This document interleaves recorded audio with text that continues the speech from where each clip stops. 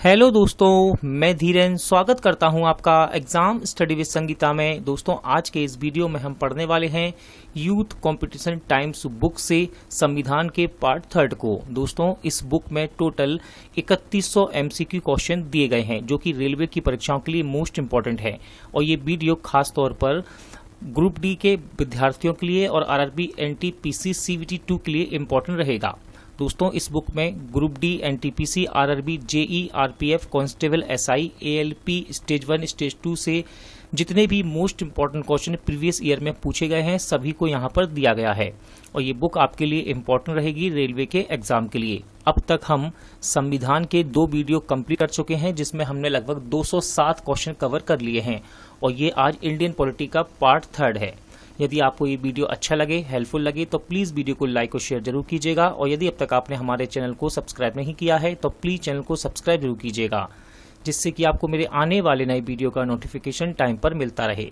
तो चलिए दोस्तों, हम अपनी क्लास शुरू करते हैं। भारत की पहली महिला मुख्यमंत्री कौन है? देखिए, इंपॉर्टेंट क्वेश्चन है, मोस्ट इंपॉर्टेंट, ठीक है। और ये क्वेश्चन आरआरबी जेई में पूछा भी गया है।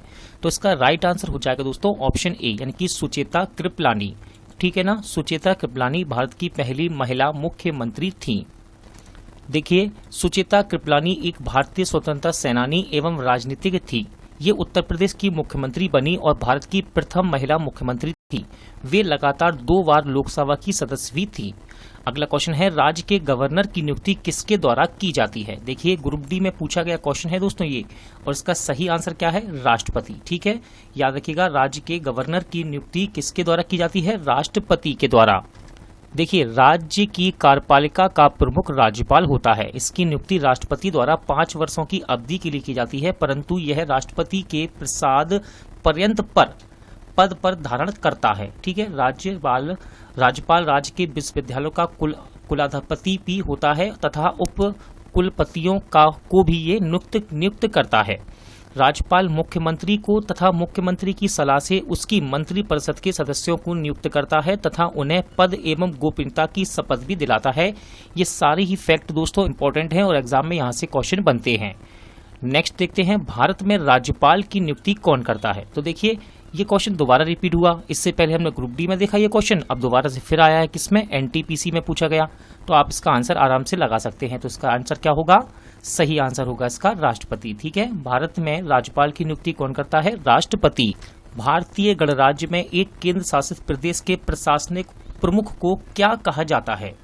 तो इसको कहते हैं दोस्तों उपराज्यपाल, यानी कि ऑप्शन ए। देखिए, भारतीय गणराज्य में केंद्र शासित प्रदेश के प्रशासनिक प्रमुख को उपराज्यपाल कहते हैं। संविधान के भाग 6 में राज्य शासन के लिए प्रावधान है। नई दिल्ली, पुदुचेरी, अंडमान निकोबार द्वीप समूह में प्रशासनिक प्रमुख उपराज्यपाल होते हैं। भारत में किसी राज्य के राज्यपाल के रूप में नियुक्ति के लिए निर्धारित न्यूनतम आयु सीमा वर्ष क्या है? तो यानी आपसे पूछ रहा है कि राज्यपाल की नियुक्ति के लिए निर्धारित न्यूनतम आयु सीमा क्या है? तो ये होती है 35 वर्ष, यानी कि ऑप्शन डी आपका राइट आंसर रहेगा। देखिए, भारत में किसी राज्य के राज्यपाल के रूप में नियुक्ति के लिए निर्धारित न्यूनतम आयु सीमा 35 वर्ष है। साथ ही वह भारत का नागरिक हो, किसी प्रकार के लाभ के पद पर ना हो तथा वह राज्य विधानसभा का सदस्य चुने जाने योग्य भी हो। भारत में लेफ्टिनेंट गवर्नर, ठीक है, देखिए यहाँ पर इसने ब्लैंक छोड़ दिया, आपको भरना है सही आंसर। ठीक है, तो आप ऑप्शन पढ़ सकते हैं वीडियो को रोककर। फिलहाल मैं इसका आपको आंसर बताता हूँ। इसका आंसर है ऑप्शन बी। ठीक है, तो देखिए इसको पूरा ये करेगा, कैसे करेगा? भारत में लेफ्टिनेंट गवर्नर केंद्र शासित प्रदेश के नाम मात्र के प्रमुख के रूप में कार्य करते हैं। चलिए अब देखते हैं राज्य विधानमंडल से बनने वाले क्वेश्चन। भारत में किसी राज्य की पहली महिला मुख्यमंत्री कौन थी? तो अभी हमने इस क्वेश्चन को पढ़ा भी था दोस्तों, ठीक है ना। तो इसका राइट आंसर क्या हो जाएगा? ऑप्शन बी, यानी कि सुचेता कृपलानी। देखिए, सुचेता कृपलानी का जन्म पंजाब के अंबाला में एक बंगाली ब्राह्मण परिवार में हुआ था। यह एक भारतीय स्वतंत्रता सेनानी एवं राजनीतिज्ञ थी। वे उत्तर प्रदेश की मुख्यमंत्री बनी और भारत की प्रथम महिला मुख्यमंत्री भी थी। सुचेता कृपलानी ने भारत छोड़ो आंदोलन में भाग लिया और बाद में महात्मा गांधी के साथ मिलकर अहिंसा के रास्ते पर काम किया। 14 अगस्त 1947 को इन्होंने वंदे मातरम गीत भी गाया था। देखिए, यूपी के बच्चों के लिए अच्छा क्वेश्चन रहेगा, यानी कि उत्तर प्रदेश में जो बच्चे एग्जाम देते हैं स्टेट लेवल के। भारत के निम्नलिखित में से कौन से पूर्व या वर्तमान मुख्यमंत्री पहले मंदिर के एक पुजारी थे? तो इसका सही आंसर हो जाएगा योगी आदित्यनाथ। ठीक है, देखिए इनका पूरा नाम याद रखिएगा, इनका मूल नाम है अजय सिंह विशिष्ट। देखिए योगी आदित्यनाथ, इनका मूल नाम है अजय सिंह विशिष्ट, गोरखपुर के प्रसिद्ध गोरखनाथ मंदिर के महंत यानी कि पुजारी एवं राजनेता हैं। आदित्यनाथ गोरखनाथ मंदिर के पूर्व महंत अवैधनाथ के उत्तराधिकारी हैं। ये हिंदू युवाओं के सामाजिक, सांस्कृतिक और राष्ट्रवादी समूह हिंदू युवा वाहिनी के संस्थापक भी हैं। ठीक है ना, याद रखिएगा। वर्तमान समय में योगी आदित्यनाथ उत्तर प्रदेश के 21वें मुख्यमंत्री हैं। एक भारतीय राज्य की प्रथम महिला मुख्यमंत्री थी। देखिए बार बार क्वेश्चन रिपीट हो रहा है, ये कभी एनटीपीसी में, कभी ग्रुप डी में, कभी एएलपी स्टेज 1 स्टेज 2 में। इसका मतलब इंपॉर्टेंट क्वेश्चन है ये। तो इसका सही आंसर क्या है, आप लगा सकते हैं आंसर। इसका राइट आंसर है सुचेता कृपलानी, यानी कि ऑप्शन डी। देखिए सुचेता कृपलानी भारतीय राज्य की प्रथम महिला मुख्यमंत्री थी। इन्होंने 1963 ईस्वी से 1967 तक उत्तर प्रदेश के मुख्यमंत्री का कार्यभार संभाला है। द्विसदनीय विधानसभा का मतलब क्या है? तो दोस्तों द्विसदनीय विधानसभा का मतलब होता है विधायकों को 2 अलग विधानसभाओं में बांटा जाए। ठीक है, ऑप्शन सी आपका राइट आंसर रहेगा। क्या होता है? विधायकों को 2 अलग विधानसभाओं में बांटा जाए। देखिए द्विसदनीय विधानसभा का तात्पर्य है विधानसभा और विधान परिषद जबकि विधानसभा निम्न सदन है तथा विधान परिषद उच्च सदन है। इसे याद रखिएगा, यहाँ से आपका क्वेश्चन बनता है। विधानसभा निम्न सदन है तथा विधानसभा परिषद उच्च सदन है। अतः विधायकों को 2 अलग विधानसभाओं में बांटा जाता है। 8 राज्यों में विधानसभा के अलावा दूसरे सदन विधान परिषद भी मौजूद हैं। अगला क्वेश्चन देखते हैं, राज्य के मुख्यमंत्री के बारे में निम्नलिखित में से कौन सा तथ्य सच नहीं है? ठीक है, देखिए यहाँ पर आपको 3 ऑप्शन दिखाई दे रहे हैं। ठीक है, लेकिन इसका आंसर ऑप्शन ए है, तो आप यहाँ से ऑप्शन लगा सकते हैं। आंसर ए आपका सही आंसर है। ठीक है ना। राज्य स्तर पर मुख्यमंत्री का पद केंद्र में राष्ट्रपति के पद के समरूप होता है। तो ये कथन सत्य नहीं है, कह रहा है ना सच नहीं है, तो ये सही नहीं है। राज्य स्तर पर मुख्यमंत्री का पद केंद्र में राष्ट्रपति के पद के समरूप होता है। देखिए चौथा वाला ऑप्शन भी यहाँ पर लिखा हुआ है। 3 तो आपने वहां पढ़ लिए, चौथा ऑप्शन भी पढ़ लीजिए। राज्यपाल द्वारा मुख्यमंत्री को तब तक निष्कासित नहीं किया जा सकता जब तक उसके पास विधानसभा में बहुमत प्राप्त हो। यहाँ पर कुछ मोस्ट इंपोर्टेंट फैक्ट दिए हैं, इन्हें देख लीजिए।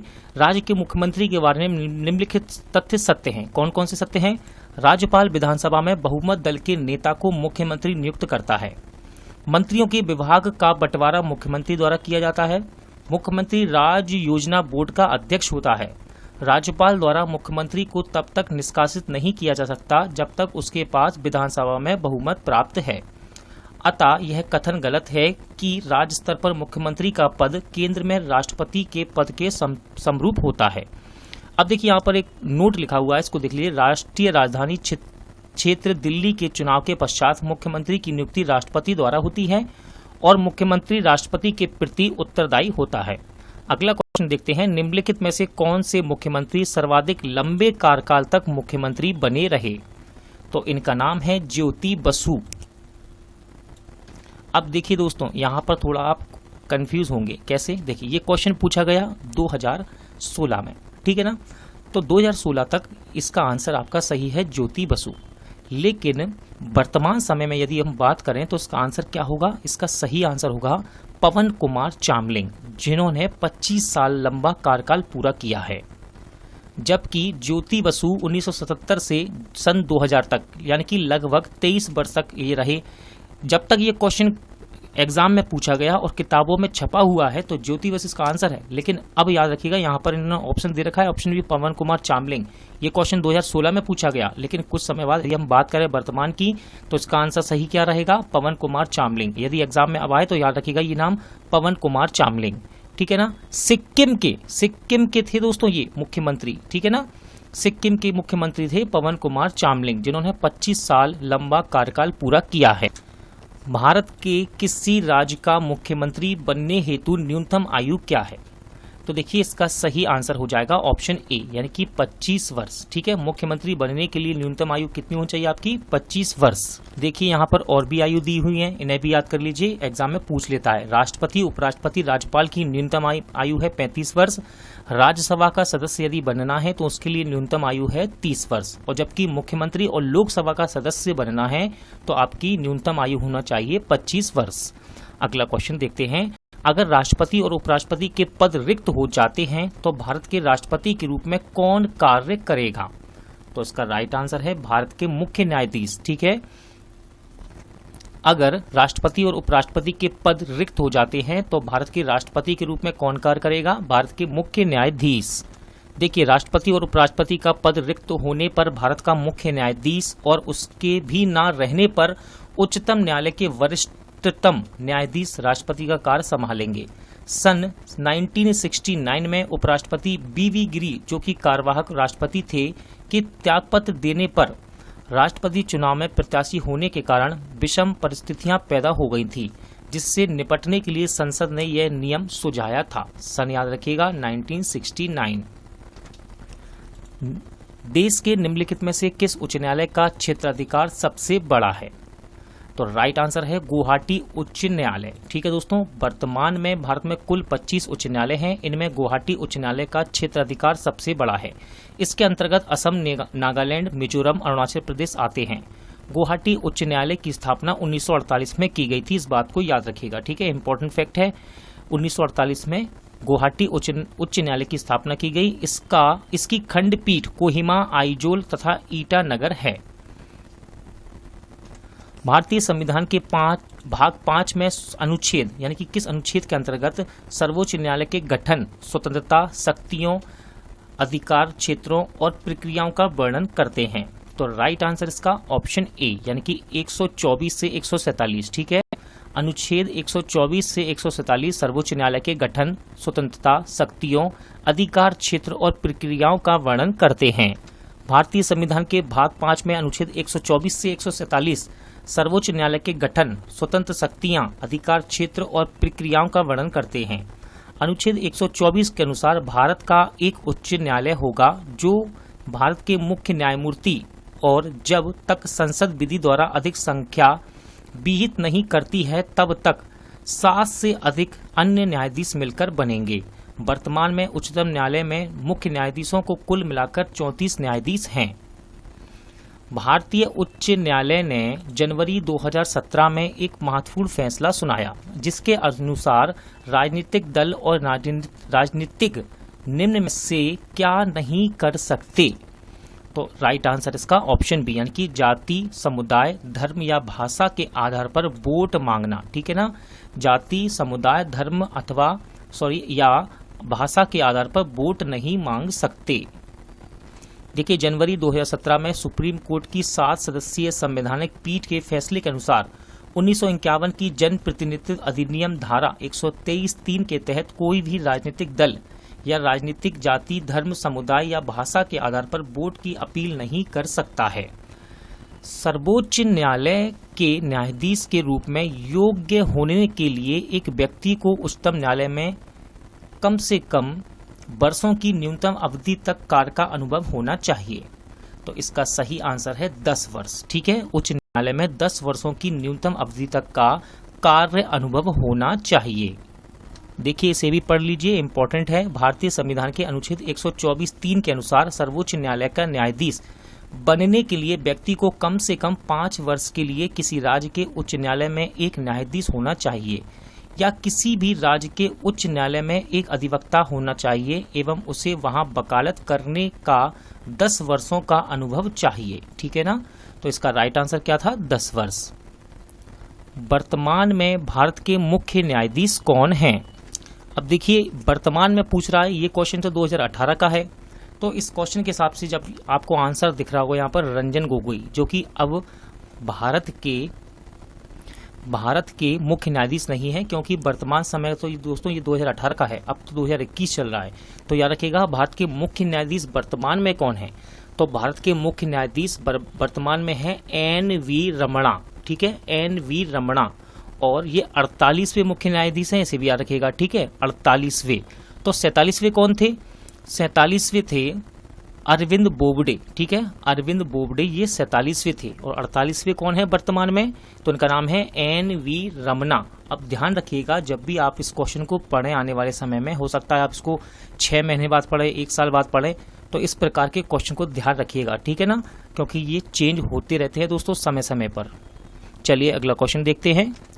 कौन अस्थायी अवधि के लिए सर्वोच्च न्यायालय के तथार्थ प्रमुख के रूप में नियुक्त किया जा सकता है? तो राइट आंसर है उच्च न्यायालय के न्यायाधीश, ठीक है दोस्तों। उच्च न्यायालय के न्यायाधीश को अस्थायी अवधि के लिए सर्वोच्च न्यायालय के तथार्थ प्रमुख के रूप में नियुक्त किया जा सकता है। देखिए अनुच्छेद याद रखिएगा, अनुच्छेद 127 के अनुसार मुख्य न्यायाधीश राष्ट्रपति की पूर्व सहमति से उच्चतम न्यायालय में न्यायाधीश के रूप में नियुक्त किए जाने की योग्यता रखने वाले किसी उच्च न्यायालय के न्यायाधीश को संबंध उच्च न्यायालय के मुख्य न्यायाधीश से परामर्श करके न्यायाधीश के रूप में नियुक्त कर सकता है। जब उच्चतम न्यायालय के सत्र को आयोजित करने या चालू रखने के लिए न्यायाधीशों की आवश्यकता हो तथार्थ न्यायाधीश के रूप में उपस्थित रहने के लिए लिखित रूप से अनुरोध कर सकेगा। अगला क्वेश्चन है, भारत का उच्चतम न्यायालय इस दिन अस्तित्व में आया था? तो ये आया दोस्तों 28 जनवरी 1950 में। इंपॉर्टेंट क्वेश्चन है ये, क्वेश्चन आपको बुकों में कम ही देखने को मिलेगा, ठीक है ना, प्रैक्टिस सेट में, लेकिन इस तरह के क्वेश्चन एग्जाम में बहुत बार पूछे जाते हैं, ठीक है। तो भारत का उच्चतम न्यायालय अस्तित्व में कब आया? 28 जनवरी 1950 को। देखिए भारत का सर्वोच्च न्यायालय 28 जनवरी 1950 को अस्तित्व में आया। भारतीय संविधान के अनुसार उच्चतम न्यायालय की भूमिका संघीय न्यायालय और भारतीय संविधान के संरक्षक की है, जो संविधान के अनुच्छेद 124 से 147 तक वर्णित है, जिसमें वर्णित नियम उच्चतम न्यायालय की संरचना और अधिकार क्षेत्रों की नींव है। सुप्रीम कोर्ट के न्यायाधीशों की सेवानिवृत्ति की उम्र क्या है? तो देखिए इनकी उम्र है 65 साल, ठीक है, कितनी? 65 साल। सुप्रीम कोर्ट के न्यायाधीशों की सेवानिवृत्ति की उम्र कितनी है? 65 साल। देखिए इंपॉर्टेंट क्वेश्चन है, एनटीपीसी में ही 4 बार पूछा गया, ये देख लीजिए आप, लिखा हुआ है सामने, ठीक है। तो उच्चतम न्यायालय का गठन संबंधी प्रावधान अनुच्छेद 124 में दिए गए हैं, इसको भी याद रखिएगा, अनुच्छेद 124। उच्चतम न्यायालय में एक मुख्य न्यायाधीश तथा 33 अन्य न्यायाधीश हैं, तो कुल मिला के कितने हो गए? 34 हो गए, ठीक है ना। उच्चतम न्यायालय में न्यायाधीश बनने के लिए न्यूनतम आयु सीमा निर्धारित नहीं की गई है, लेकिन एक बार नियुक्त होने के बाद इनके अवकाश ग्रहण करने की सीमा 65 वर्ष है। अगला क्वेश्चन देखते हैं, सर्वोच्च न्यायालय के न्यायाधीशों की सेवानिवृत्ति की उम्र कितनी है? आप आराम से इस क्वेश्चन को लगा सकते हैं, देखिए सामने आपकी डिस्क्रिप्शन मैंने अभी पढ़ी है, ठीक है। तो इसका राइट आंसर क्या हो जाएगा? ऑप्शन सी, यानी कि 65 वर्ष। भारत के वह मुख्य न्यायाधीश जिन्हें राष्ट्रपति और उपराष्ट्रपति के रूप में सेवा करने का गौरव प्राप्त हुआ? तो देखिए यहाँ पर 2 ऑप्शन है और इसी में आंसर आपका छुपा हुआ है, तो लगाइए आंसर, वीडियो को रोककर आप लगा सकते हैं। अब 2 ही तो ऑप्शन बचे हैं आपके पास, तो सही आंसर क्या है? ऑप्शन ए, यानी कि न्यायाधीश एम हिदायतुल्लाह। भारत के वे मुख्य न्यायाधीश हैं जिन्हें राष्ट्रपति और उपराष्ट्रपति के रूप में सेवा करने का गौरव प्राप्त हुआ है। देखिए भारत के मुख्य न्यायाधीश कार्यवाहक राष्ट्रपति 20 जुलाई से 1969 से 24 अगस्त 1969 और उपराष्ट्रपति के रूप में 1989 से 1984 के बीच इन्होंने सेवा करने का मौका मिला इन्हें, ठीक है। इनका नाम है न्यायाधीश एम हिदायतुल्लाह। हीरा लाल जे कानिया भारत के प्रथम मुख्य न्यायाधीश थे दोस्तों, इसको भी याद रखिएगा। अगला क्वेश्चन है, उच्च न्यायपालिका की पहली मुस्लिम महिला न्यायमूर्ति कौन थी? तो इनका नाम है न्यायमूर्ति एम फातिमा बीवी, ठीक है। उच्च न्यायपालिका की पहली मुस्लिम महिला न्यायमूर्ति कौन थी? न्यायमूर्ति एम फातिमा बीवी। देखिए उच्च न्यायपालिका की पहली मुस्लिम महिला न्यायमूर्ति एम फातिमा बीवी थी। उच्च न्यायालय की पहली महिला न्यायाधीश लीला सेठ, ये हिमाचल प्रदेश की थी, ठीक है। उच्च न्यायालय की पहली महिला न्यायाधीश लीला सेठ थी और उच्च न्यायपालिका की पहली मुस्लिम महिला न्यायमूर्ति कौन थी? एम फातिमा बीवी। भारत में सबसे पुराना उच्च न्यायालय कौन सा है? तो राइट आंसर है कोलकाता, ठीक है, ऑप्शन डी, कोलकाता उच्च न्यायालय भारत में सबसे पुराना उच्च न्यायालय है, इसको याद रखिएगा, इंपॉर्टेंट क्वेश्चन है ये। देखिए कलकत्ता उच्च न्यायालय भारत का प्राचीनतम उच्च न्यायालय है। इसकी स्थापना 2 जुलाई 1862 को हाई कोर्ट एक्ट 1861 के अंतर्गत की गई। इसका अधिकार क्षेत्र पश्चिम बंगाल एवं अंडमान निकोबार द्वीप तक है, ठीक है दोस्तों। चलिए आगे बढ़ते हैं।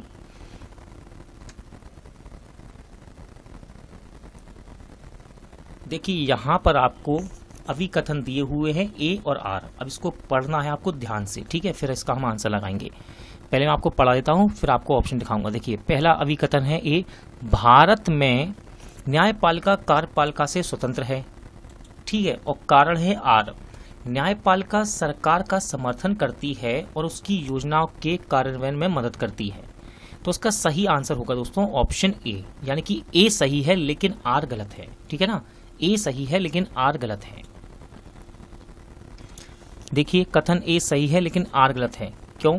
भारत में न्यायपालिका कार्यपालिका से स्वतंत्र है, न्यायपालिका संप्रभुता संपन्न राज्य की तरफ से कानून का सही अर्थ निकालती है एवं कानून के अनुसार ना चलने वालों को दंडित करती है।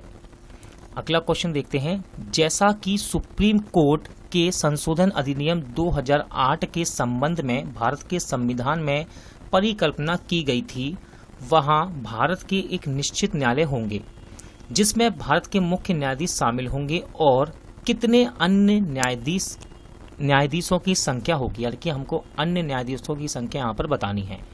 तो इसका राइट आंसर है ऑप्शन डी, यानी कि 30। ठीक है, चलिए अब इसका डिस्क्रिप्शन पढ़ लेते हैं दोस्तों, यहाँ क्योंकि आप यहाँ कंफ्यूज जरूर होंगे। ठीक है, देखिए मैं आपसे ठीक से इस क्वेश्चन को दोबारा से समझाता हूँ। देखिए अभी तो आंसर इसका 30 है, देखिए ध्यान से देखिए। देखिए सुप्रीम कोर्ट यानी कि न्यायाधीशों की संख्या की बात कर रहा है। संशोधन विधेयक 2008 में सर्वोच्च न्यायालय के न्यायाधीशों की संख्या भारत के मुख्य न्यायाधीश को छोड़कर 25 से बढ़ाकर कितनी की गई? 30। ठीक है, तो आपका आंसर यहाँ सही है 30, लेकिन याद रखिएगा वर्तमान की स्थिति, वर्तमान में सुप्रीम कोर्ट में न्यायाधीशों की संख्या 34 है, मुख्य न्यायाधीश सहित। ठीक है ना, यानी कि एक मुख्य न्यायाधीश और 33 अन्य न्यायाधीश। चलिए अगला क्वेश्चन देखते हैं। भारतीय संविधान के अनुसार उच्च न्यायालय के न्यायाधीशों का स्थानांतरण करने का अधिकार है, यानी कि कह रहा है किसको ये अधिकार है जो इसका स्थानांतरण कर सकता है, किसका? उच्च न्यायालय के न्यायाधीशों का। तो राइट आंसर है भारत का मुख्य न्यायाधीश, ऑप्शन ए। देखिए राष्ट्र का संवैधानिक प्रधान राष्ट्रपति होता है, इस बात को याद रखिएगा। सैद्धांतिक रूप से कार्यपालिका की संपूर्ण शक्तियां इसी में निहित होती हैं। सरकार का वास्तविक प्रधान प्रधानमंत्री होता है जो मंत्रिपरिषद की सहायता से देश का शासन करता है। अनुच्छेद 124 के अंतर्गत कहा गया है कि भारत का एक सर्वोच्च न्यायालय होगा जिसका गठन एक मुख्य न्यायाधीश व अन्य न्यायाधीशों से मिलकर बना होगा। उच्च न्यायालयों के न्यायाधीशों का स्थानांतरण सर्वोच्च न्यायालय के मुख्य न्यायाधीश के द्वारा किया जा सकता है। अगला क्वेश्चन है, संसद और राज्य विधानसभाओं की विधायी अतिरेक की जांच किसके जरिए की जाती है? तो दोस्तों इसका नाम है न्यायिक समीक्षा। ठीक है, संसद और राज्य विधानसभा की विधायी अतिरेक की जांच न्यायिक समीक्षा के जरिए की जाती है। देखिए संसद और राज्य विधानसभा की विधायी अतिरेक की जांच न्यायिक समीक्षा के जरिए की जाती है। न्यायिक पुनर्वलोकन अथवा न्यायिक समीक्षा उस प्रक्रिया को कहते हैं जिसमें न्यायपालिका को न्यायिक पुनर्वलोकन की शक्ति प्राप्त हो। यह न्यायालयों को अधिकार देता है कि यदि विधानमंडल द्वारा पारित की गई विधायी अथवा कार्यपालिका द्वारा दिए गए आदेश संविधान के प्रतिकूल हैं तो वे उन्हें अवैध घोषित कर सकती है। अब ध्यान रखिएगा, न्यायिक समीक्षा जिसको हम न्यायिक पुनर्वलोकन भी कहते हैं, इसको यूएसए के संविधान से लिया गया है। आगे बढ़ते हैं। भारत के वर्तमान मुख्य निर्वाचन आयुक्त कौन हैं?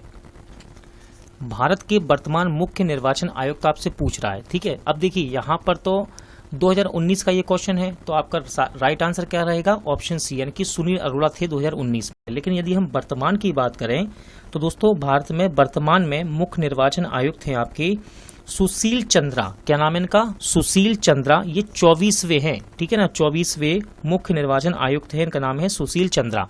अब ध्यान रखिएगा, देखिए 2019 में थे सुनील अरोड़ा, इसके बाद बन गए अब आपके कौन? सुशील चंद्रा। अब आने वाले समय में ये करंट के क्वेश्चन है दोस्तों, ठीक है ना, इनको ध्यान से देखकर जाइएगा एग्जाम में। और एग्जाम से पहले मैं एक आपको इस प्रकार का वीडियो जरूर बना के दूंगा जिसमें कि संवैधानिक पदाधिकारी हों, न्यायिक प्रमुख हों, संसदीय प्रमुख हों और निर्वाचन आयोग, नियंत्रक महालेखा परीक्षक, सशस्त्र सेनाओं के प्रमुख, इन सब का मैं एक नया वीडियो आपको एग्जाम से पहले जरूर दूंगा। ठीक है ना, तो इस प्रकार के क्वेश्चन को आप देखकर जरूर जाइएगा। देखिए यहाँ पर कुछ इंपॉर्टेंट डिस्क्रिप्शन भी दी है, जरा इसको भी हम पढ़ लेते हैं। ठीक है ना, देखिए यहाँ से पढ़िए, मुख्य निर्वाचन आयुक्त का कार्यकाल 6 वर्ष या 65 वर्ष होता है, जो भी पहले हो। ठीक है, और इसकी नियुक्ति राष्ट्रपति द्वारा की जाती है। हाँ सही है। यहाँ से एक इम्पोर्टेंट क्वेश्चन बन जाता है कि भारत के प्रथम मुख्य चुनाव आयुक्त कौन थे, तो ये थे सुकुमार सेन। चलिए आगे बढ़ते हैं। भारत के मुख्य निर्वाचन आयुक्त को कौन नियुक्त करता है, तो देखिए अभी हमने पढ़ा डिस्क्रिप्शन में, ठीक है ना, इसलिए डिस्क्रिप्शन पढ़ना इंपॉर्टेंट होता है। तो राइट आंसर का राष्ट्रपति। ठीक है, भारत के मुख्य निर्वाचन आयुक्त को कौन नियुक्त करता है, राष्ट्रपति। चुनावी प्रक्रिया में नागरिकों की बढ़ती भागीदारी के लिए भारत के निर्वाचन आयोग ने पूरे देश में कब, किस दिन को 8वां राष्ट्रीय मतदान दिवस मनाया। तो दोस्तों आपको याद रखना है कि राष्ट्रीय मतदान दिवस कब मनाया जाता है, 25 जनवरी को। ठीक है ना, और 25 जनवरी को ये 8वां राष्ट्रीय मतदाता दिवस मनाया गया था। अब ये क्वेश्चन कब का है, 2008 का। ठीक है ना, तो ध्यान रखिएगा। देखिए लिखा है, सॉरी यहाँ पे लिखा है, साफ साफ लिखा है 25 जनवरी 2019 को 8वां राष्ट्रीय मतदान दिवस मनाया गया, 8वां। तो 2020 में कौन सा होगा, 9वां, और 2021 में कौन सा, 2020 में 9वां, और 2021 में कौन सा, 10वां। तो इस बात को आप ध्यान रखिएगा। ठीक है, और राष्ट्रीय मतदाता दिवस ये कब मनाया जाता है, 25 जनवरी को। इंपॉर्टेंट क्वेश्चन है, वर्ष 1982 में इलेक्ट्रॉनिक वोटिंग मशीन कहाँ विधानसभा चुनाव में पहली बार प्रयोग में लाई गई थी। देखिए दोस्तों यहाँ पर लिखा नहीं है कि ये एक ही जगह लिखा है कि बस आरआरबी ग्रुप डी में ये क्वेश्चन पूछा गया है, लेकिन ये क्वेश्चन बार बार रिपीट हुआ है रेलवे में। ठीक है ना, याद रखिएगा। तो इसका सही आंसर है, तो सही आंसर है इसका केरल। ठीक है ना, सन याद रखिएगा, 1982 में इलेक्ट्रॉनिक वोटिंग मशीन केरल विधानसभा चुनाव में पहली बार प्रयोग में लाई गई थी। देखिए भारत में इलेक्ट्रॉनिक वोटिंग मशीन, जिसे हम ईवीएम के नाम से ज्यादा जानते हैं, ठीक है ना, ईवीएम जब भी सुनेंगे आप ईवीएम, क्या कहते हैं इसको, इलेक्ट्रॉनिक वोटिंग मशीन। पहली बार 1982 में केरल में राज्य में इसका प्रयोग हुआ। वर्ष 2004 के लोकसभा चुनाव के बाद से भारत में प्रत्येक लोकसभा और राज्य विधानसभा चुनाव में मतदान इलेक्ट्रॉनिक वोटिंग मशीन द्वारा ही संपन्न होता है। नेक्स्ट है, किसका निर्वाचन एक निर्वाचक मंडल द्वारा किया जाता है, जो संसद के दोनों सदनों राज्यसभा और लोकसभा के सदस्यों से मिलकर बनता है। तो सही आंसर इसका उपराष्ट्रपति। ठीक है, उपराष्ट्रपति का निर्वाचन एक निर्वाचक मंडल द्वारा किया जाता है, जो संसद के दोनों सदनों राज्यसभा और लोकसभा के सदस्यों से मिलकर बनता है। देखिए उपराष्ट्रपति का निर्वाचन एक निर्वाचक मंडल द्वारा किया जाता है, जिसमें संसद के दोनों सदन लोकसभा और राज्यसभा के निर्वाचित एवं मनोनीत सदस्य भाग लेते हैं, जबकि राष्ट्रपति के निर्वाचक मंडल में लोकसभा राज्यसभा के सभी निर्वाचित सदस्य और सभी राज्यों की विधानसभाओं के निर्वाचित सदस्य शामिल होते हैं। ठीक है, दोनों को याद रखिएगा, राष्ट्रपति के भी और उपराष्ट्रपति के भी। जबकि राज्यपाल राष्ट्रपति के द्वारा नियुक्त किया जाता है, इसको भी याद रखिएगा। अगला क्वेश्चन देखते हैं, भारत का पहला मुख्य चुनाव आयुक्त कौन था। तो इनका नाम था दोस्तों सुकुमार सेन। ठीक है, भारत के पहले मुख्य चुनाव आयुक्त कौन थे, सुकुमार सेन। भारत के प्रथम मुख्य चुनाव आयुक्त कौन थे दोस्तों, सुकुमार सेन। और मुख्य चुनाव आयुक्त तथा अन्य चुनाव आयुक्त की नियुक्ति राष्ट्रपति द्वारा की जाती है। संविधान के भाग 15 के अनुच्छेद 324 से 329 में निर्वाचन संबंधी उपबंध दिए गए हैं। चुनाव आयुक्त का कार्यकाल 6 वर्ष या 65 वर्ष होता है, जो भी पहले हो। ठीक है, और वर्तमान समय में भारत के मुख्य न्यायाधीश का नाम मैंने मुख्य चुनाव आयुक्त का नाम आपको अभी बताया था। ठीक है, पूरा क्वेश्चन मैंने आपको बहुत अच्छे से समझाया था।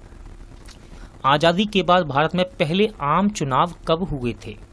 देखिए यहाँ पर बच्चों को बहुत दिक्कत होती है कि हम सर 1951 लगाएं या फिर 52 लगाएं। ठीक है ना, तो दोस्तों ये 1951 है। कैसे है देखिए समझिए, अक्टूबर 1951 में शुरू हुआ और फरवरी 1952 तक चला। तो एग्जाम में या तो 52 आएगा आपके या तो 51 आएगा। ठीक है, दोनों कैसे दे सकता है। ठीक है ना, 1951 अक्टूबर में शुरू हुए थे और फरवरी 1952 तक 5 महीनों तक चले थे। तो ध्यान रखिएगा। ठीक है, इस समय को याद रखिएगा, अक्टूबर 1951 फरवरी से फरवरी 1952 तक। बहुत बच्चों को यहाँ दिक्कत होती है। तो यहाँ पर क्या दिया हुआ है 1952, तो हम लगाएंगे ऑप्शन सी, 1952 आपका सही आंसर रहेगा। और यदि 52 नहीं देगा तो फिर क्या देगा 1951 यानी कि 1951। देखिए लिखा भी है यहाँ पर, स्वतंत्र भारत का प्रथम लोकसभा चुनाव संविधान के अंगीकृत किए जाने के बाद अक्टूबर 1951 से फरवरी 1952 तक 5 महीनों की अवधि तक संपन्न हुआ था। उस समय लोकसभा में 489 सीटें थीं और प्रथम मुख्य चुनाव आयुक्त कौन थे आपके, सुकुमार सेन। देखिए यहाँ पर आप क्वेश्चन अच्छे से पढ़ लीजिए, ऑप्शन कट रहे हैं, मैं आपको ऑप्शन यहाँ पढ़ा दूंगा अभी और क्वेश्चन भी पढ़ा दूंगा दोबारा। भारतीय निर्वाचन आयोग निम्नलिखित में से किसकी चुनाव प्रक्रिया के प्रशासन के लिए जिम्मेदार नहीं है? देखिए क्वेश्चन फिर से पढ़ देता हूं मैं। भारतीय निर्वाचन आयोग निम्नलिखित में से किसकी चुनाव प्रक्रिया के प्रशासन के लिए जिम्मेदार नहीं है? तो राइट आंसर है इसका पंचायत चुनाव। ठीक है, पंचायत चुनाव के लिए जिम्मेदार नहीं होता है। ठीक है ना, याद रखिएगा, पंचायत चुनाव के लिए जिम्मेदार नहीं होता है मुख्य निर्वाचन आयुक्त, यानी कि भारत के निर्वाचन आयोग पंचायत चुनाव के लिए जिम्मेदार नहीं होता है। देखिए, मुख्य निर्वाचन आयुक्त भारत के निर्वाचन आयोग का अध्यक्ष होता है, जो कि राष्ट्रीय और राज्य विधानसभाओं के लिए स्वतंत्र और निष्पक्ष चुनाव कराने के लिए संवैधानिक रूप से एक निकाय है। संविधान के अनुच्छेद 324 में निर्वाचन आयोग के बारे में उल्लेख किया गया है। अनुच्छेद 243 में पंचायतों के निर्वाचन के लिए प्रावधान है। पंचायतों के चुनाव कराने के लिए राज्य निर्वाचन आयुक्त जिम्मेदार है, ना कि केंद्रीय चुनाव आयोग। अगला क्वेश्चन देखते हैं। भारतीय प्रजातांत्रिक प्रणाली के अंतर्गत निम्न में से कौन सा कथन मत अधिकार के संबंध में गलत है? तो आप इसके ऑप्शन पढ़ के आंसर लगा सकते हैं फिलहाल वीडियो को रोककर। ठीक है, अभी मैं आपको इसका आंसर बताता हूं। इसका सही आंसर है ऑप्शन बी, मानसिक रूप से विक्षेपित व्यक्ति को वोट देने का अधिकार। ठीक है, ये गलत है, बाकी सब सही है दोस्तों। 18 वर्ष से ऊपर का आयु का नागरिक मत दे सकता है। केवल मतदाता सूची में अधिसूचित व्यक्ति मत देने का अधिकार रखते हैं। मताधिकार के संबंध में कोई लिंग संबंधी भेदभाव नहीं बरता जाता है। ये सभी सही है। देखिए, इसका डिस्क्रिप्शन पढ़ लीजिए, इंपॉर्टेंट है। भारतीय संविधान के अनुच्छेद 325 से 326 के अनुसार प्रत्येक वयस्क नागरिक जो कि 18 वर्ष की उम्र प्राप्त कर चुका हो को मतदान सूची में शामिल हो, ठीक है ना, तथा पागल या अपराधी ना हो को मताधिकार प्राप्त है। किसी नागरिक को धर्म, जाति, वर्ण, संप्रदाय अथवा लिंग भेद के कारण मताधिकार से वंचित नहीं किया जा सकता। अगला क्वेश्चन देखते हैं दोस्तों। भारत के मुख्य निर्वाचन आयुक्त को उनके पद से कौन हटा सकता है? तो देखिए, इसका राइट आंसर हो जाएगा ऑप्शन ए। ठीक है, भारत के मुख्य निर्वाचन आयुक्त को उनके पद से कौन हटा सकता है? संसद के दोनों सदन, ठीक है, मिलकर। ठीक है ना, ऑप्शन ए आपका राइट आंसर रहेगा। देखिए, यहाँ पर इसका डिस्क्रिप्शन बहुत ही ज्यादा मोस्ट इंपॉर्टेंट बन जाता है दोस्तों, तो चलिए इसको भी एक बार देख लेते हैं। देखिए, भारत का मुख्य चुनाव आयुक्त भारतीय चुनाव आयोग का प्रमुख होता है। इसकी नियुक्ति कौन करता है? राष्ट्रपति। मुख्य चुनाव आयुक्त का कार्यकाल 6 वर्ष की अवधि या 65 वर्ष की आयु जो भी पहले पूर्ण हो तक होता है।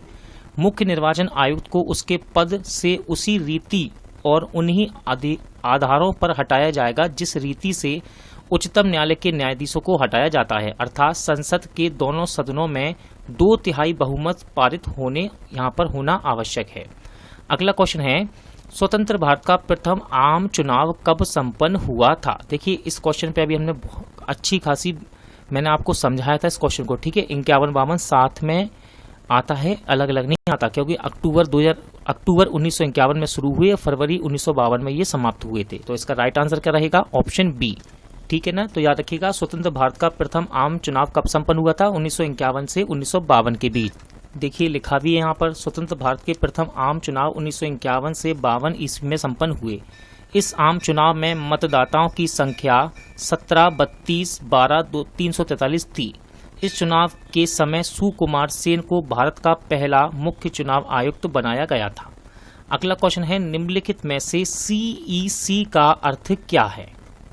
तो देखिए, इसका अर्थ है ऑप्शन सी, यानी कि चीफ इलेक्शन कमिश्नर। ठीक है, CEC का फुल फॉर्म क्या है? Chief election commissioner. तो आपका ऑप्शन सी सही रहेगा। CEC का अर्थ क्या है? याद रखिएगा, चीफ इलेक्शन कमिश्नर।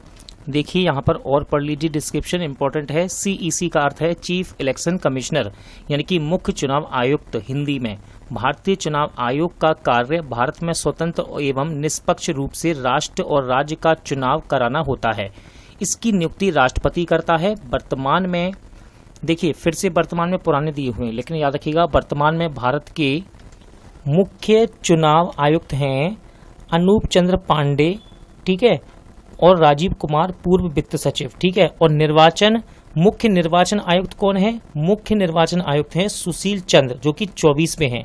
और उपचुनाव आयुक्त, इनके नाम याद रखिएगा, उमेश सिन्हा, चंद्रभूषण कुमार, सुदीप जैन। ठीक है दोस्तों, और याद रखिएगा आने वाले समय में ये चेंज भी होते रहेंगे। तो देखिए अगला क्वेश्चन देख लेते हैं। योजना आयोग की स्थापना कब की गई थी? तो सही आंसर है 1950। ठीक है दोस्तों, योजना आयोग की स्थापना कब की गई थी? 1950 में। तो आपका राइट आंसर हो जाएगा ऑप्शन सी, यानी कि योजना आयोग की स्थापना कब की गई? 1950 में। देखिए योजना आयोग एक गैर संवैधानिक संस्था है। ठीक है, इसका गठन नियोगी समिति की अनुशंसा पर 15 मार्च 1950 को मंत्रिमंडलीय प्रस्ताव के द्वारा किया गया था। इसके अध्यक्ष कौन होते हैं? प्रधानमंत्री। यह एक सलाहकारी निकाय भी थी। इससे पहले अध्यक्ष पंडित जवाहरलाल नेहरू व उपाध्यक्ष गुलजारी लाल नंदा थे।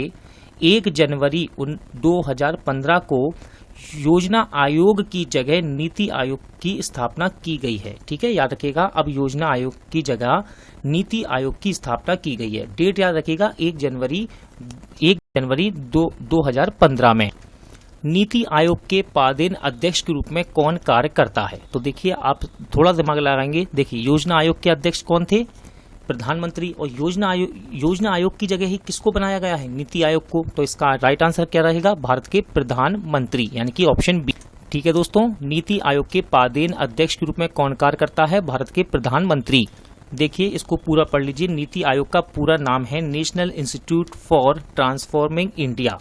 1 जनवरी 2015 को भारत सरकार ने योजना आयोग के स्थान पर नीति आयोग की स्थापना की।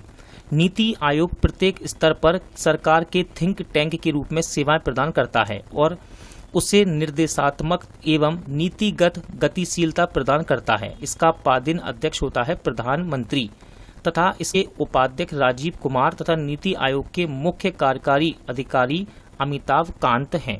ठीक है, और क्वेश्चन के अनुसार अगला क्वेश्चन देखते हैं। नीति आयोग का मुख्यालय किस शहर में स्थित है? तो ये है दोस्तों नई दिल्ली में। ठीक है, याद रखिएगा नीति आयोग का मुख्यालय किस शहर में है? नई दिल्ली में। देखिए नीति आयोग 1 जनवरी 2015 को भारत सरकार द्वारा गठित की गई नई संस्था है जिसे योजना आयोग के स्थान पर बनाया गया। यह एक गैर संवैधानिक निकाय है। यह आयोग सरकार के थिंक टैंक के रूप में कार्य करता है। भारत का प्रधानमंत्री इसका पदेन अध्यक्ष होता है और इसका मुख्यालय नई दिल्ली में स्थित है। नीति आयोग किसके स्थान पर भारत सरकार द्वारा स्थापित किया गया था? देखिए हम बार बार इसको पढ़ रहे हैं जब से, ठीक है ना, तो आप इसका आंसर आराम से लगा सकते हैं। इसका राइट आंसर है योजना आयोग। ठीक है ना, नीति आयोग किसके स्थान पर भारत सरकार द्वारा स्थापित किया गया था? योजना आयोग। अगला क्वेश्चन है, जुलाई 2018 तक नीति आयोग के उपाध्यक्ष कौन हैं? तो इसका सही आंसर है ऑप्शन ए, यानी कि राजीव कुमार। ठीक है, याद रखिएगा नीति आयोग के उपाध्यक्ष वर्तमान में भी डॉक्टर राजीव कुमार हैं। ठीक है, और सीईओ कौन है नीति आयोग के? तो इनका नाम है अमिताभ कांत। और नीति आयोग के अध्यक्ष कौन है वर्तमान में? प्रधानमंत्री नरेंद्र मोदी। ठीक है, याद रखिएगा इन सब चीज़ों को। और आने वाले समय में जब करंट अफेयर आप पढ़ के जरूर जाइएगा, क्योंकि ये चेंज भी हो सकते हैं। भारत के किस केंद्र शासित प्रदेश में पंचायती राज व्यवस्था नहीं है? तो इसका सही आंसर हो जाएगा दोस्तों दिल्ली, यानी कि ऑप्शन ए। ठीक है ना, देखिए याद रखिएगा भारत के किस केंद्र शासित प्रदेश में पंचायती राज व्यवस्था नहीं है? तो इसका सही आंसर है दिल्ली। देखिए केंद्र शासित प्रदेश दिल्ली में पंचायती राज व्यवस्था नहीं है। पंचायती राज व्यवस्था में ग्राम, तालुक और जिला आते हैं। इसकी शुरुआत पंडित जवाहरलाल नेहरू द्वारा राजस्थान के नागौर जिले के बगदारी गांव में 2 अक्टूबर 1959 को पंचायती राज व्यवस्था लागू की गई। अनुच्छेद 40 इम्पोर्टेंट है। अनुच्छेद 40 में राज्यों को पंचायत के गठन का निर्देश दिया गया है। 73वां संविधान संशोधन 1992 के तहत पंचायती राज संस्थाओं को संवैधानिक दर्जा प्राप्त हुआ। संविधान के भाग 9 में पंचायती राज व्यवस्था का वर्णन भी किया गया है। ठीक है ना, अच्छे से इसको पढ़ लीजिएगा इस डिस्क्रिप्शन को, बहुत ही इंपॉर्टेंट फैक्ट यहाँ पर दिए हैं सभी। ठीक है, पंचायती राज व्यवस्था से। चलिए अगला क्वेश्चन देखते हैं। किसने सिफारिश की और निर्णय लेने की शक्ति को विकेंद्रित किया जाना चाहिए और निर्वाचित स्थानीय निकायों की स्थापना की जानी चाहिए?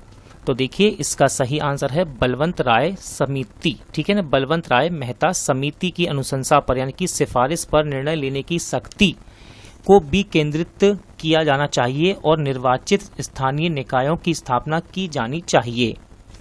देखिए, बलवंत राय मेहता समिति का गठन पंचायती राज व्यवस्था को मजबूती प्रदान करने के लिए 1956 में किया गया। समिति ने ग्रामीण स्थानीय शासन के लिए त्रिस्तरीय व्यवस्था का सुझाव दिया और ये व्यवस्था क्या थी, देखिए याद रखिएगा, ग्राम पंचायत समिति, दूसरी खंड पंचायत समिति, फिर है जिला पंचायत समिति। इस समिति ने सिफारिश की थी कि निर्णय लेने की शक्ति को विकेंद्रित किया जाना चाहिए और निर्वाचित स्थानीय निकायों की स्थापना की जानी चाहिए। कहाँ भारत में पंचायती राज संस्थान स्थापित करने वाला पहला राज्य है, यानी कि कौन भारत में पंचायती राज संस्थान स्थापित करने वाला पहला राज्य है? तो इसका सही आंसर है दोस्तों राजस्थान, यानी कि ऑप्शन बी। ठीक है, राजस्थान भारत में पंचायती राज संस्थान स्थापित करने वाला पहला राज्य है। देखिए, भारत के प्रधानमंत्री पंडित जवाहरलाल नेहरू ने पंचायती राज व्यवस्था की शुरुआत राजस्थान के नागौर जिले से 2 अक्टूबर 1959 ईस्वी को की, जबकि पश्चिम बंगाल ऐसा पहला राज्य है जहां 4 स्तरीय पंचायती राज व्यवस्था अपनाई गई। इस क्वेश्चन को, इस फैक्ट को जरूर याद रखिएगा, जो इस प्रकार है: ग्राम पंचायत, अंचल पंचायत, अंचालिक परिषद और जिला परिषद। ठीक है, चलिए अगला क्वेश्चन देखते हैं। कहाँ विधानसभा ने पंचायती राज बिल 2018 पारित किया ताकि 3 सतहों को पंचायती राज प्रणाली की अंचल समिति को रद्द कर राज्य में 2 सतह की प्रणाली की स्थापना की जा सके? तो इसका सही आंसर है दोस्तों अरुणाचल प्रदेश। ठीक है, इंपॉर्टेंट क्वेश्चन है ये, इसको याद रखिएगा। ठीक है, कहाँ पर? अरुणाचल प्रदेश में 3 सतहों की पंचायती राज प्रणाली की अंचल समिति को रद्द कर राज्य में 2 सतह की प्रणाली की स्थापना की जा सके। कहाँ पर? अरुणाचल प्रदेश में। देखिए, इसे भी पढ़ लीजिए, इंपॉर्टेंट है। अरुणाचल प्रदेश विधानसभा ने 3 स्तरीय पंचायती राज प्रणाली के मध्य स्तर अंचल समिति को हटाने और राज्य में 2 स्तरीय प्रणाली स्थापित करने के लिए मार्च 2018 में एक विधेयक पारित किया। 73वें संविधान संशोधन अधिनियम 1952 के अनुच्छेद 243B के अनुसार मध्यवर्ती स्तर पर पंचायत का गठन नहीं हो सकता जिसकी जनसंख्या 20 लाख से अधिक है। 2 स्तरीय प्रणाली में ग्राम पंचायत और जिला परिषद के मध्य प्रत्यक्ष संबंध होगा। निम्नलिखित में से कौन सा भारत का पहला नगर निगम था? देखिए, मोस्ट इंपोर्टेंट क्वेश्चन है, उसका राइट आंसर है मद्रास नगर निगम। ठीक है, भारत का पहला नगर निगम कौन था? मद्रास नगर निगम, यानी कि ऑप्शन डी राइट आंसर रहेगा। देखिए, इसका डिस्क्रिप्शन पढ़ लीजिए। भारत का पहला नगर पालिका निगम मद्रास नगर निगम था। इसकी स्थापना 29 सितंबर 1688 में की गई थी। इसके बाद 1876 में कलकत्ता नगर निगम की स्थापना की गई तथा 1958 में दिल्ली नगर निगम की स्थापना की गई। अगला क्वेश्चन है, लोकतंत्र और विकास के लिए पंचायती राज संस्थाओं के पुनः स्थापना के लिए राजीव गांधी द्वारा 1986 में गठित समिति का नाम क्या था? ठीक है दोस्तों, तो इसका राइट आंसर है ऑप्शन बी। ठीक है, ऑप्शन बी इसका राइट आंसर है, यानी कि LM सिंघवी समिति। क्या है? LM सिंघवी समिति। चलिए इसका डिस्क्रिप्शन पढ़ लेते हैं, यहाँ से आपको बहुत कुछ सीखने को मिलेगा। देखिए, लोकतंत्र और विकास के लिए पंचायती राज संस्थाओं के पुनः स्थापना के लिए राजीव गांधी द्वारा 1986 में LM सिंघवी समिति बनाई गई। सिंघवी समिति की सिफारिश के आधार पर पंचायती राज को संवैधानिक दर्जा दिया गया। अशोक मेहता समिति का गठन दिसंबर 1977 में किया गया था, जबकि बलवंत राय मेहता समिति की सिफारिश के आधार पर स्थापित पंचायती राज व्यवस्था में उत्पन्न कमियों को दूर करने के लिए सिंघवी समिति का गठन किया गया। अगर पंचायत स्थगित हो जाए तो चुनाव होगा, यानी आप ये आपसे पूछ रहा है यदि पंचायत स्थगित हो जाए तो कितने माह के अंदर चुनाव होगा? तो इसका सही आंसर है ऑप्शन ए, स्थगित समय से 6 महीने के अंदर चुनाव होगा। ठीक है, अगर पंचायत स्थगित हो जाए तो चुनाव कब होगा? स्थगित समय से 6 महीने के अंदर। देखिए, ग्राम पंचायत के विघटित होने की दशा में इसके विघटित होने की तिथि से 6 माह के अंदर चुनाव कराना अनिवार्य है।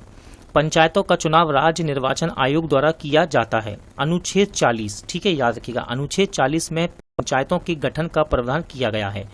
ग्राम पंचायत के चुनाव के लिए आयु 21 वर्ष निर्धारित की गई है। बलवंत राय मेहता समिति द्वारा त्रिस्तरीय पंचायत का गठन किया गया था। क्या थे ये? ग्राम स्तर पर था ग्राम पंचायत, खंड स्तर पर था पंचायत समिति और जिला स्तर पर था जिला परिषद। चलिए अगला क्वेश्चन देखते हैं। हरियाणवी पंचायती राज संशोधन बिल 2015 के अनुसार पंचायती राज इंस्टीट्यूट चुनाव में उम्मीदवारों की न्यूनतम योग्यता निर्धारित की गई। तो इसका सही आंसर है ऑप्शन बी, यानी कि मैट्रिक। ठीक है, देखिए इंपॉर्टेंट क्वेश्चन है, करंट का भी क्वेश्चन था उस समय ये, और अब ये बन गया संविधानिक क्वेश्चन। ठीक है, हरियाणवी पंचायती राज संशोधन बिल 2015 के अनुसार पंचायती राज इंस्टीट्यूट चुनाव में उम्मीदवारों की न्यूनतम योग्यता क्या निर्धारित की गई? मैट्रिक। देखिए हरियाणवी पंचायती राज संशोधन बिल 2015 के अनुसार पंचायत चुनाव लड़ने के लिए सामान्य प्रत्याशियों को न्यूनतम योग्यता 10वीं पास एवं महिलाओं को सामान्य और अनुसूचित जाति के प्रत्याशियों के लिए न्यूनतम योग्यता 8वीं पास रखी गई। यदि कोई अनुसूचित जाति की महिला पंचायत का चुनाव लड़ती है तो उसके लिए 5वीं पास होना अनिवार्य है। राजस्थान के बाद हरियाणा दूसरा ऐसा राज्य बना जहां पर पंचायत चुनाव लड़ने वाले प्रत्याशियों के लिए न्यूनतम शैक्षिक योग्यता निर्धारित की गई है। दिसंबर 2015 में निम्नलिखित में से किस विकल्प को हरियाणा में पंचायत चुनाव में लड़ने हेतु महत्वपूर्ण मानदंड के रूप में घोषित किया गया था? तो इसका राइट आंसर है दोस्तों ऑप्शन ए। ठीक है ना, घर में एक प्रयोजन मूलक शौचालय होना आवश्यक है। ठीक है ना, चलिए इसका डिस्क्रिप्शन देखते हैं। दिसंबर 2015 में घर में एक प्रयोजन मूलक शौचालय को हरियाणा में पंचायत चुनाव में लड़ने हेतु महत्वपूर्ण मानदंड के रूप में घोषित किया गया था। चलिए अगला क्वेश्चन देखते हैं। राजस्थान में लगभग 93% आदिवासी महिलाएं सरपंच के पद के लिए चुनाव नहीं लड़ सकती क्योंकि वे पर्याप्त रूप से शिक्षित नहीं हैं। शिक्षा संबंधी आवश्यक योग्यता यहाँ पर क्या है? ठीक है, तो आपको यहाँ पर आपको बताना है कि न्यूनतम शिक्षा संबंधी योग्यता क्या है। तो राइट आंसर इसका ऑप्शन बी, यानी कि न्यूनतम योग्यता आपकी कितनी होनी चाहिए? कक्षा 5 आपको पास होना चाहिए। ठीक है ना, तब जाकर आप राजस्थान में लगभग कह रहा है यहाँ पर आप उम्मीदवार बन सकते हैं सरपंच के चुनाव के लिए। देखिए राजस्थान में लगभग 93% आदिवासी महिलाएं सरपंच के पद के लिए चुनाव नहीं लड़ सकती क्योंकि वे पर्याप्त रूप से शिक्षित नहीं हैं। शिक्षा संबंधी आवश्यक योग्यता कक्षा 5 पास होना अनिवार्य है, ऐसा राजस्थान पंचायती राज संशोधन विधेयक 2015 में किया गया। भारत में आपातकाल की घोषणा करने का अधिकार किसके पास है? तो इसका सही आंसर है दोस्तों राष्ट्रपति, यानी कि ऑप्शन सी। ठीक है, भारत में आपातकाल की घोषणा करने का अधिकार किसके पास है? राष्ट्रपति के पास। देखिए इसे पढ़ लीजिए, बहुत ही ज्यादा इंपॉर्टेंट यहाँ पर अनुच्छेद दिए हैं। आपातकाल से संबंधित उपबंध भारतीय संविधान के भाग 18 के अनुच्छेद 352 से 360 के अंतर्गत मिलता है। मंत्री परिषद के परामर्श से राष्ट्रपति 3 प्रकार के आपात लागू कर सकता है। पहला है राष्ट्रपति आपात, जिसका अनुच्छेद है 352। इसके बाद है राष्ट्रपति शासन, जिसका अनुच्छेद है 356। फिर है वित्तीय आपात, जिसका अनुच्छेद है 360। ठीक है, अब देखिए भारत के राष्ट्रपति के पास कुछ महत्वपूर्ण शक्तियां भी हैं, इन्हें भी याद रखिएगा। संसद सदस्यों के मनोनयन का अधिकार, अध्यादेश जारी करने की शक्ति जो कि अनुच्छेद 123 में बताई गई है, और क्षमादान की शक्ति जो कि अनुच्छेद 72 में है। साथ ही साथ नियुक्ति संबंधी अधिकार जैसे कि प्रधानमंत्री, मंत्रिपरिषद, मुख्य न्यायाधीश, महान्यायवादी आदि। अगला क्वेश्चन है भारत में आपातकाल की घोषणा कौन कर सकता है? तो देखिए अभी हमने इसका डिस्क्रिप्शन अच्छे से पढ़ा था इस क्वेश्चन का, तो आप आंसर लगा सकते हैं। इसका सही आंसर क्या होगा? राष्ट्रपति। ठीक है, भारत में आपातकाल की घोषणा कौन कर सकता है? राष्ट्रपति। क्वेश्चन है जब इंदिरा गांधी देश की प्रधानमंत्री थी तो उस दौरान भारत में आंतरिक आपातकाल की घोषणा कब की गई थी? तो इसका सही आंसर है 1975, यानी कि ऑप्शन बी। ठीक है दोस्तों, जब इंदिरा गांधी देश की प्रधानमंत्री थी तो उस समय भारत में आंतरिक आपातकाल की घोषणा कब की गई थी? 1975 में। देखिए इसे पढ़ लीजिए, इंदिरा गांधी ने 1966 से लेकर 1977 तक और 1980 से लेकर मृत्यु तक देश के प्रधानमंत्री का पदभार संभाला था। 1975 में विपक्षी दलों और सामाजिक कार्यकर्ताओं ने बढ़ती मुद्रास्फीति, अर्थव्यवस्था की खराब स्थिति और अनियंत्रित भ्रष्टाचार पर इंदिरा गांधी की अगुवाई वाली केंद्र सरकार के खिलाफ बहुमत प्रदर्शन किया। इलाहाबाद उच्च न्यायालय ने फैसला सुनाया कि इंदिरा गांधी ने पिछले चुनाव के दौरान अवैध तरीके का इस्तेमाल किया था। इस बात ने आग का काम किया। इस कारण लोगों में उनके प्रति क्रोध भी बढ़ गया था। श्रीमती गांधी 26 जून 1975 के दिन इस्तीफा देने के बजाय देश में अशांत राजनीतिक स्थिति के कारण आपातकाल घोषित कर दिया गया। किस अनुच्छेद के अनुसार वैध कारणों के आधार पर राज्य में राष्ट्रपति शासन लागू किया जा सकता है? तो सही आंसर है अनुच्छेद 356 यानी कि ऑप्शन ए। ठीक है, अनुच्छेद 356 के अनुसार वैध कारणों के आधार पर राज्यों में राष्ट्रपति शासन लागू किया जा सकता है। देखिए इसे भी पढ़ लीजिए, इंपॉर्टेंट है। संकट काल से निपटने के लिए राष्ट्रपति को निम्नलिखित आपातकालीन शक्तियां प्राप्त हैं। पहला है युद्ध या फिर बाह्य आक्रमण या सशस्त्र विद्रोह से उत्पन्न आपात, जिसका वर्णन अनुच्छेद 352 में है। इसके बाद है राज्यों में संवैधानिक तंत्र की विफलता से उत्पन्न आपात, यानी कि अनुच्छेद 356 की ये बात कर रहा है। फिर है वित्तीय आपात, जो कि अनुच्छेद 360 में बताया गया है।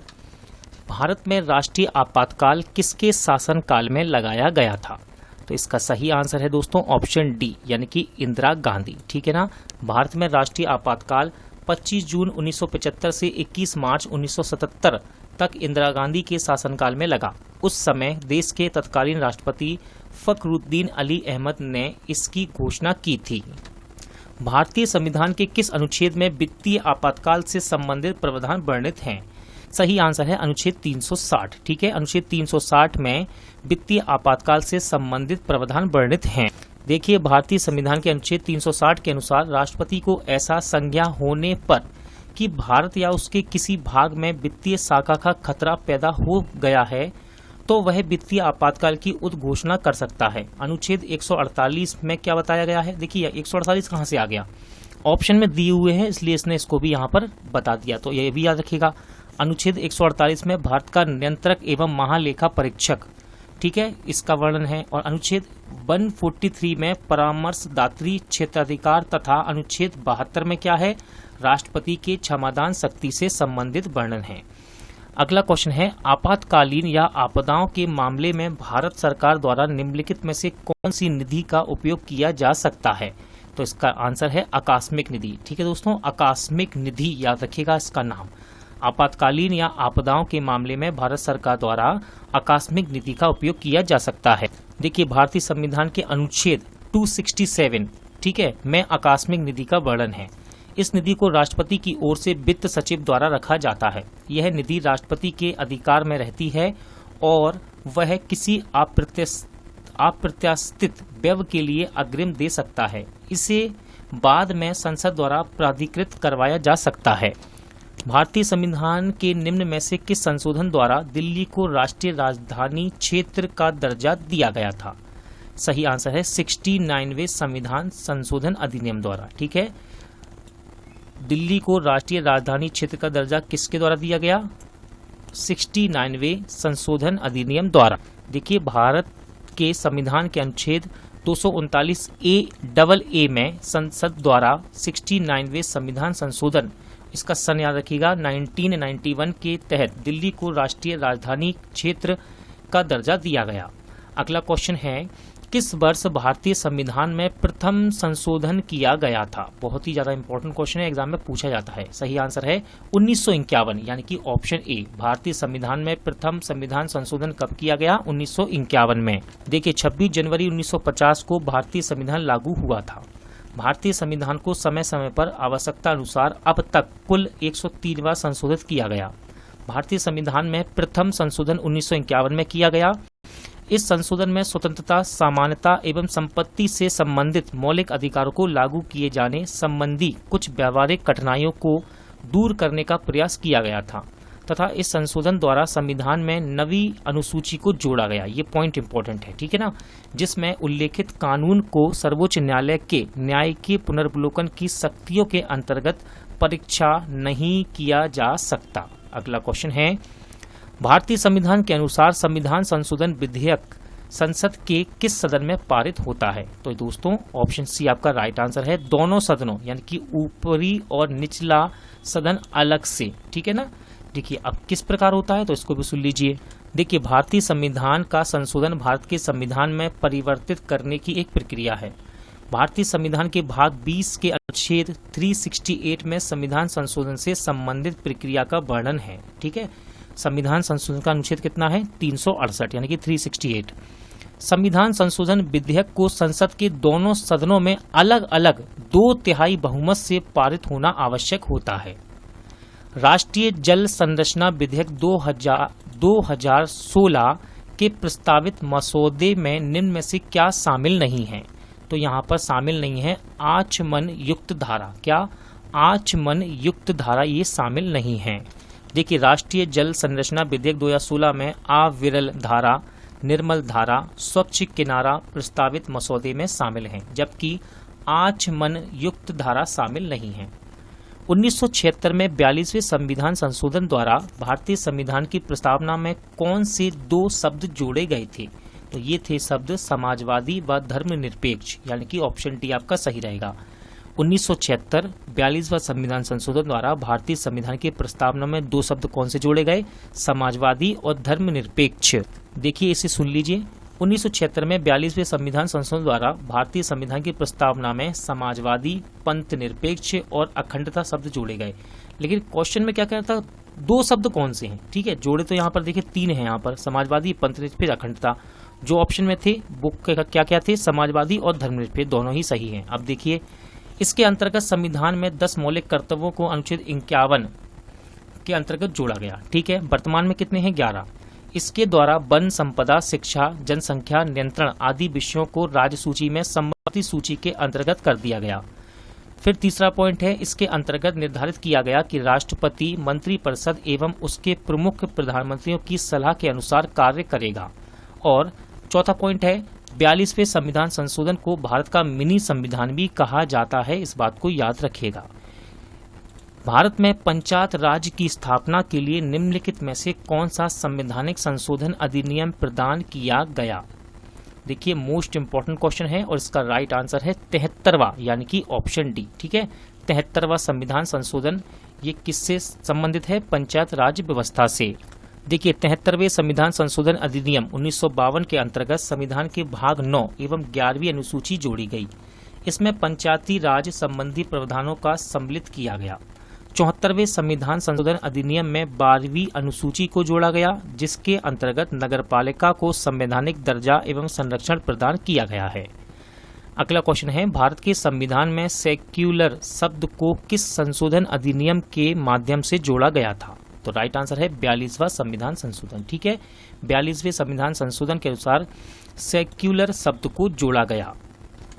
स्वर्ण सिंह समिति की सिफारिश के आधार पर 42वें संविधान संशोधन अधिनियम 1976 द्वारा प्रस्तावना में 3 नए शब्द समाजवादी, पंथ निरपेक्ष यानी कि सेक्युलर, ठीक है ना, तथा अखंडता शब्द जोड़े गए। 42वें संविधान संशोधन अधिनियम 1976 को मिनी संविधान भी कहा जाता है। भारतीय संविधान की प्रस्तावना में किस संशोधन के अनुसार संशोधन किया गया था? तो राइट आंसर है ऑप्शन बी, यानी कि 42वां। ठीक है ना, भारतीय संविधान की प्रस्तावना में किस संशोधन के अनुसार संशोधन किया गया? 42वें संविधान संशोधन के द्वारा। देखिए, 42वां संविधान संशोधन 1976, इसको मिनी संविधान दर्जा दिया गया। अब तक का यह सबसे बड़ा तथा सर्वाधिक विवादास्पद संवैधानिक संशोधन था। इसके प्रावधान में निम्नलिखित क्या क्या था? तो देखिए, पहला पॉइंट है, प्रस्तावना में समाजवादी, पंथ निरपेक्ष, अखंडता शब्द जोड़े गए। सभी नीति निर्देशक सिद्धांतों को मौलिक अधिकार पर सर्वोच्चता सुनिश्चित की गई। भाग 4 का तथा अनुच्छेद 51 का जोड़कर नागरिकों के 10 मूल कर्तव्यों को शामिल किया गया। इसके द्वारा किए गए संविधान संशोधन को न्याय की परीक्षण से मुक्त कर दिया गया। फिर 5वां पॉइंट है, शिक्षा, मापतोल, वन और जंगली जानवर तथा पक्षियों की रक्षा और जनसंख्या नियंत्रण को राज्य सूची से समवर्ती सूची में रख दिया गया है। 92वां संशोधन अधिनियम के माध्यम से भारतीय संविधान की 8वीं अनुसूची में निम्नलिखित भाषाओं में से किसे शामिल नहीं किया गया? तो ये है दोस्तों कन्नड़। ठीक है ना, कन्नड़ ऑप्शन डी आपका राइट आंसर रहेगा। बाकी सब है शामिल, मैथिली, संथाली, बोडो ये शामिल है, लेकिन कन्नड़ शामिल नहीं है। संविधान की 8वीं अनुसूची में 22 भाषाओं का उल्लेख किया गया है। ठीक है, बोडो, डोंगरी, मैथिली एवं संथाली भाषाओं का समावेश 52वें संविधान संशोधन अधिनियम 2003 में संविधान की 8वीं अनुसूची में शामिल किया गया। जबकि कन्नड़ भाषा आरंभ में ही 8वीं अनुसूची में शामिल थी।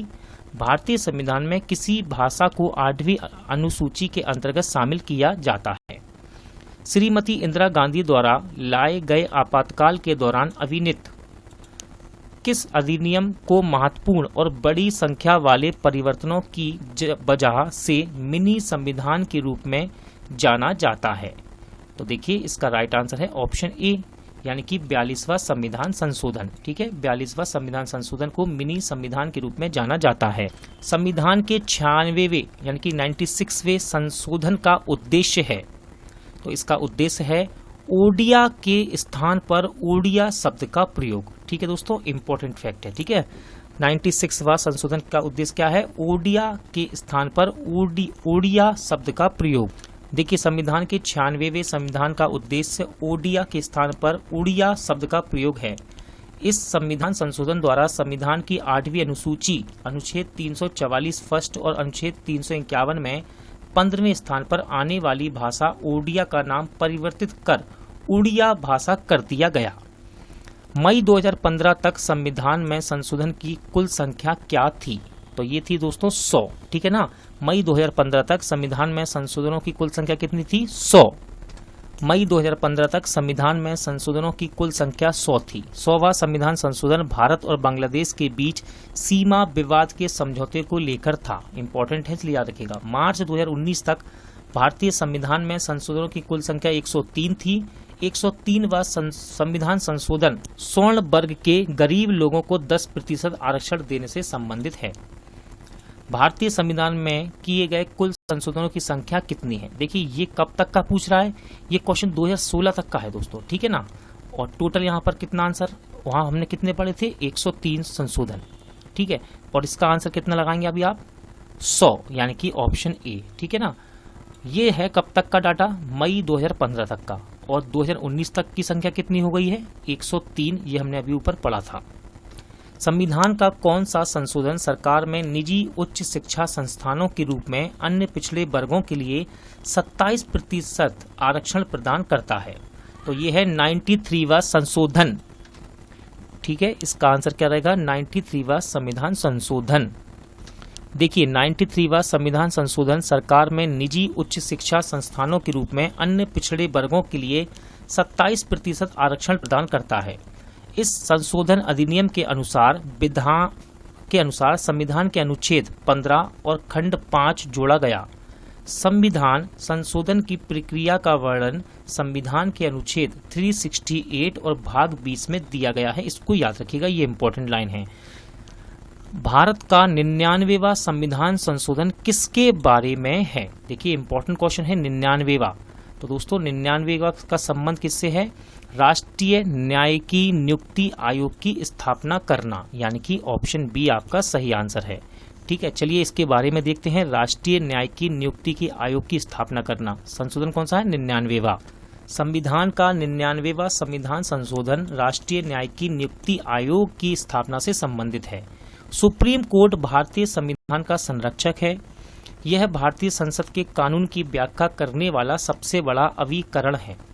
14 अक्टूबर 2015 को मुख्य न्यायाधीश JS खेहरा की अध्यक्षता वाली पीठ ने राष्ट्रीय न्यायिकी नियुक्ति आयोग अधिनियम और 99वें संविधान संशोधन को रद्द कर कॉलेजियम प्रणाली को पुनः बहाल कर दिया था। भारतीय संविधान में पहली बार संशोधन कब किया गया था? तो सही आंसर हो जाएगा 1951 में। ठीक है, भारतीय संविधान में पहली बार संशोधन कब किया गया था? 1951 में। देखिए भारतीय संविधान में पहली बार संशोधन 1951 में किया गया। इसके माध्यम से स्वतंत्रता, समानता एवं संपत्ति से संबंधित मौलिक अधिकारों को लागू किए जाने संबंधी कुछ व्यवहारिक कठिनाई को दूर करने का प्रयास किया गया। भाषण एवं अभिव्यक्ति के मूल अधिकारों पर इसमें उचित प्रतिबंध की व्यवस्था की गई। साथ ही इस संशोधन द्वारा संविधान में 9वीं अनुसूची को भी जोड़ा गया। अगला क्वेश्चन है, भारतीय संविधान में पहला संशोधन कब किया गया? अभी हमने पढ़ा है, इस क्वेश्चन को दोबारा लगा सकते हैं इसका आंसर आप। तो राइट आंसर है ऑप्शन ए, यानी कि 1951। इससे पहले ये NTPC में पूछा गया, ग्रुप डी में भी पूछा गया। ठीक है ना, तो इसका आंसर क्या है? 1951।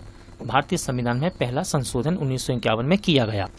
भारतीय संविधान की कौन सी अनुसूची अनुसूचित भाषाओं के बारे में है?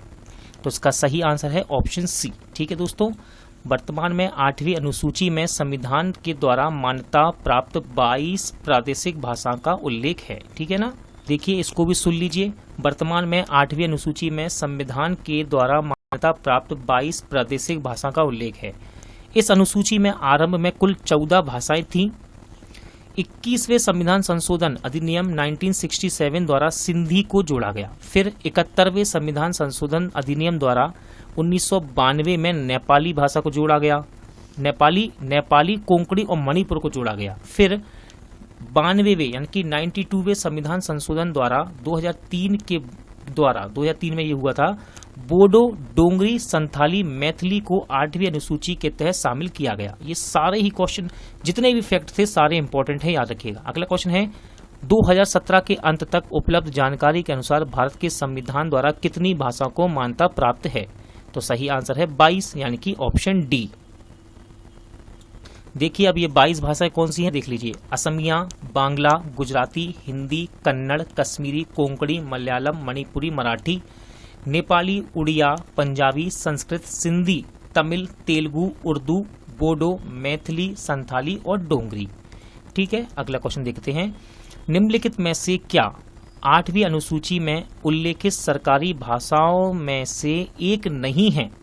देखिए यदि आपने ऊपर का क्वेश्चन यानी कि ये डिस्क्रिप्शन पढ़ी है तो यही आपको याद हो गए होंगे आधे नाम। देखिए तो बोडो है, नेपाली भी है, डोंगरी भी है, लेकिन गढ़वाली यानी कि पहाड़ी भाषा इसमें नहीं आती। ऑप्शन डी आपका राइट आंसर रहेगा।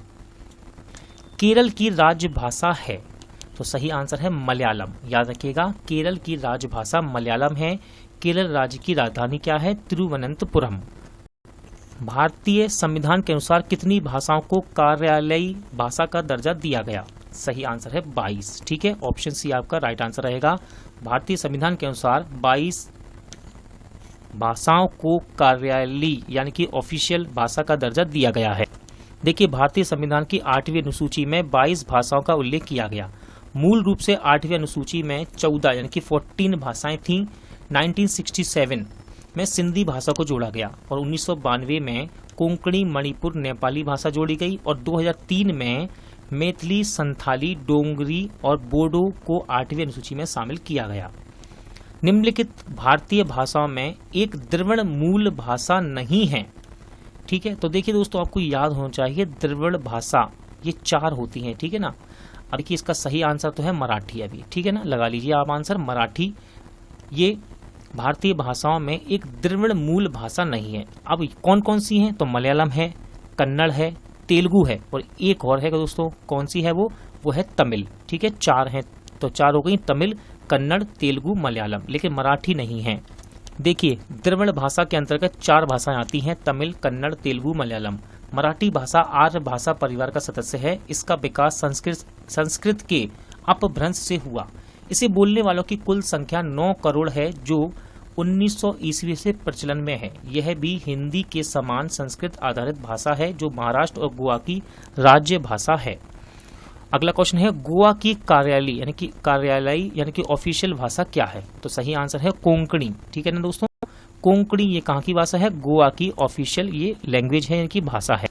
देखिए गोवा की ऑफिशियल लैंग्वेज कोंकणी है। भारत के पश्चिमी तट पर स्थित कोंकण प्रदेश में प्रचलित बोली को सामान्यतः कोंकणी कहते हैं।